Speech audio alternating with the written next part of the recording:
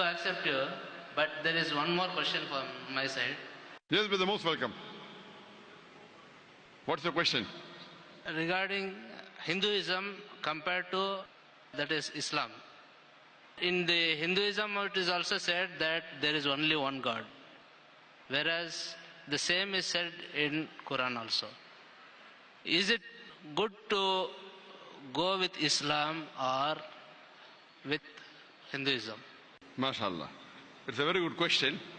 Brother says that he's a Hindu. He knows the Hindu scripture says there's one God. Even Islam says there's one God. Is it better to follow Islam or is it better to follow Hinduism? The reply is given in Surah Imran chapter 3 verse 64. Where Almighty God says, "Ta'alaw ila kalimatin sawa'in bayna bainakum." Come to common terms as between us and you. So let us agree to follow what is common. The first is Allah na'budu illallah, that we worship none but Allah. Now, I'm giving you an answer that will satisfy both the Hindu and the Muslim. The first you have to do is better follow what is common. What is different, we'll discuss tomorrow. So when you're following what is common in the Quran and the Hindu scriptures, neither the Hindu will feel offended, neither the Muslim will feel offended. The problem is, neither do the Hindus know, neither do the Muslims know very well what is common in both the scriptures. First thing, most important is Allah na'budu illallah, that we worship none but one God. That you already know. You already agree that there's one God. Alhamdulillah. Let's go to the other point. The other point that is common is that Prophet Muhammad, peace be upon him, is the messenger of God. The Muslims agree Prophet Muhammad is the messenger of God. If you read the Hindu scriptures, there are hundreds of references I can give you only from the Hindu scriptures talking about Muhammad sallallahu alaihi wasallam. I can give a talk. Time does not permit me to give a long talk of a couple of hours. But if you read the Hindu scriptures, it's mentioned Bhavishya Purana, Parva 3, Khanda 3, Adhyay 3, Shlokas 5 to 8 about the coming of Muhammad sallallahu alaihi wasallam. It's mentioned Bhavishya Purana, Parva 3, Khanda 3, Adhyay 3, Shlokas 10 to 27 about Muhammad sallallahu alaihi wasallam. It's mentioned Bhavishya Purana, Parva 3, Khanda 1, Adhyay 3, Shlokas 21 to 23 about Muhammad sallallahu alaihi wasallam. If you read Atharva Ved, it's mentioned Atharva Ved, book number 20, hymn number 127, verse number 1 to 14. It's called as Kuntap Suktas. Atharva Ved, book number 20, hymn number 127, verse number 1 to 14. It talks about Muhammad sallallahu alaihi wasallam. It's mentioned Atharva Ved, book number 20, hymn number 21, verse number 6 about Muhammad sallallahu alaihi wasallam. Atharva Ved, book number 20, hymn number 21, verse number 7 of Muhammad sallallahu alaihi wasallam. He's prophesied even in Rig Ved, book number 1, hymn number 53, verse number 9. There are many references of Muhammad sallallahu alaihi wasallam in the Hindu scripture. He is called as Ahmad, means one who praises. That was the other name of Prophet Muhammad sallallahu alaihi wasallam. He is mentioned by name as Ahmad in Sam Ved Uttarchik, mantra number 1500. He is mentioned as Ahmad in Sam Ved Indra, chapter number 2, verse number 152. He is also mentioned in Yajurved, chapter 31, verse number 8. In Rigved, book number 8, hymn number 6, verse number 10. He is mentioned Atharva Ved, book number 8, hymn number 5, verse number 16. In Atharva Ved, book number 20, hymn number 126, verse number 14. He is mentioned by name as Narashansa. Narashansa in Sanskrit means Nar, means man. Shansa means one who's praiseworthy. So Narashansa means a man who's praiseworthy. If you translate into Arabic, it means Muhammad. So Muhammad sallallahu alaihi wasallam is mentioned by name as Narashansa in many places in Hindu scriptures. In Rigved, book number 1, hymn number 13, verse number 3. Rigved, book number 1, hymn number 18, verse number 9. Rigved, book number 1, hymn number 106, verse number 4. Rigved, book number 1, hymn number 142, verse number 3. He's mentioned Rigved, book number 2, hymn number 3, verse number 2. Rigved, book number 5, hymn number 5, verse number 2. In Rigved, book number 7, hymn number 2, verse number 2. Rigved, book number 10, hymn number 64, verse number 3. Rigved, book number 10, hymn number 182, verse number 2. In Yajurved, chapter number 21, verse number 55. Yajurved, chapter 20, verse 37. Yajurved, chapter 20, verse 57. Yajurved, chapter 28, verse number 2. Yajurved, chapter 28, verse number 19. Yajurved, chapter 20, verse 42. I can keep on and on quoting only references from the Hindu scripture about Muhammad sallallahu alaihi wasallam. So if you are a good Hindu, you should believe in Prophet Muhammad sallallahu alaihi wasallam. I'll just give you one reference more about Muhammad Sallallahu Alaihi Wasallam in the Kalki Purana. He is mentioned in Kalki Purana, book number 2, verse number 4, 5, 7, 11 and 15. It says that this Kalki Purana is the last and final, Antim Rishi, is the last and final messenger. His father's name will be Vishnu Yas. Vishnu means God, Yas means servant. It means servant of God. In Arabic it's Abdullah. And you know the name of Prophet Muhammad Sallallahu Alaihi Wasallam's father was Abdullah. It mentions his mother's name would be Sumati. Sumati in Sanskrit means peace, serenity. In Arabic it's Amina, and that was the name of the mother of Prophet Muhammad Sallallahu Alaihi Wasallam. It says he'll be born in the city of peace, referring to Makkah. He'll be born in the family of the priest of that city. We know Muhammad Sallallahu Alaihi Wasallam was born in the family of Quraysh. He will be a universal Antim Rishi. He'll be universal, as the Quran says in Surah Anbiya chapter 21 verse 107. وَمَا أَرْسَلْنَاكَ إِلَّا رَحْمَةً لِلْعَالَمِينَ. That we have sent thee not but as a mercy to the whole of humanity, to all the worlds, to all the creatures. It prophesies that he will get the revelation in a mountain. We know he got the revelation in Jabal Nur, in Gara Hira.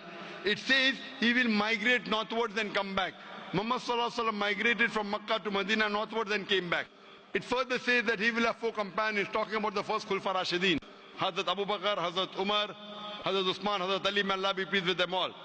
So all these prophecies mentioned in the scriptures point to no one but the last and final messenger, Prophet Muhammad Sallallahu Alaihi Wasallam. So if you are a good Hindu, besides believing in one God, you also have to believe in the last and final messenger, Prophet Muhammad, peace be upon him.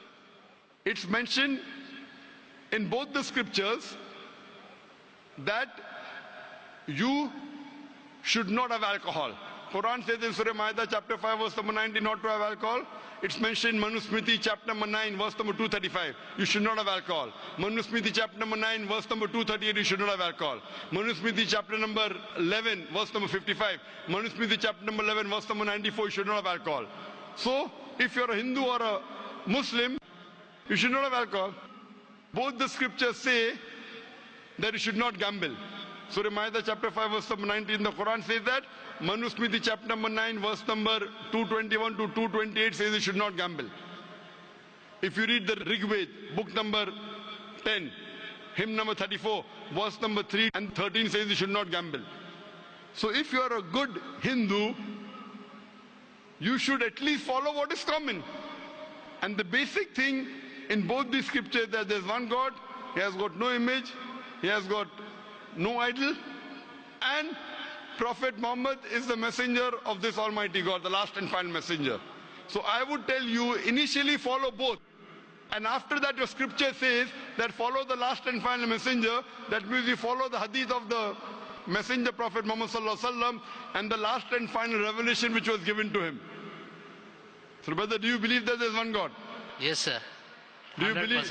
100%. Do you believe Prophet Muhammad is the messenger of God? Yes, sure. 100%. 101%. MashaAllah. So these two things, brother, are sufficient for you to enter the fold of Islam. To enter the fold of Islam. And after that, you have to read the message and the guidance of this messenger and what was revealed to this messenger, that is the Quran and the Sahih Hadith. Sir, I have another one small doubt. Can may I question? Brother, but do you believe there is one God? Do you believe Muhammad Sallallahu Alaihi Wasallam, messenger of God? Yes, sir. These two are sufficient for you to enter the school of Islam. Sure. Doubts will always be there. Okay then, thank you. No, but I'm asking the question, do you believe in these two things? Yes. Do you have some doubt that before that you want to Yes, ask? Okay, I do want to ask one more question. Okay, ask one more question, brother. Yeah. In Islam, it is stated that there is no idol worship, okay? That is number one. Whereas in India, I see people who are doing on this, what you call, dargahs, performing all types of pujas like Indians, Hindus, okay? What is your answer for this? Brother, you are a Hindu, you told me. Yes. You know that's mentioned in your scripture, idol worship is wrong. Yes. Yes. Yet in India, I know millions of Hindus do idol worship. Yes. That means they are not following the scripture. Similarly, I agree with you, there are many Muslims in India who are not following Quran and Hadith. That is my question. That is my question. That is my answer. That is my answer. Like Hindus are not following the scriptures, there are many Muslims who are not following the scripture. Any Muslim who breaks any law of the Quran or any commandment of the Prophet Muhammad sallallahu alaihi wasallam, he is not a practicing Muslim. Thank you for your kind answer, sir. But brother, I want to tell you that you want to be a practicing Hindu? No. Yes? No. Practicing means you believe that Almighty God does not have any idols? Yeah, I do accept that there is no idol worship. And you believe Prophet Muhammad is a messenger of God? Yes. So do you want to enter into the fold of Islam? Yes, please. Brother, is anyone forcing you to accept Islam? Is anyone forcing you to accept Islam? Nothing, sir. I have come on my own. MashaAllah. So doing out of a free will? 101%. MashaAllah. So inshallah I will say in Arabic and repeat it inshallah. Sure. Go ahead. Ashhadu Ashhadu Allah Allah ilaha ilaha illallah illallah wa ashhadu wa ashhadu anna Muhammadan abduhu wa rasuluhu. wa rasuluhu.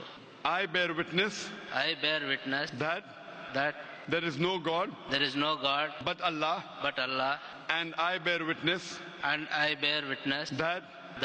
Prophet Muhammad is the messenger of Allah. MashaAllah, you're a Muslim, and may Allah subhanahu wa ta'ala guide you more and give you the best in this world and the akhirah.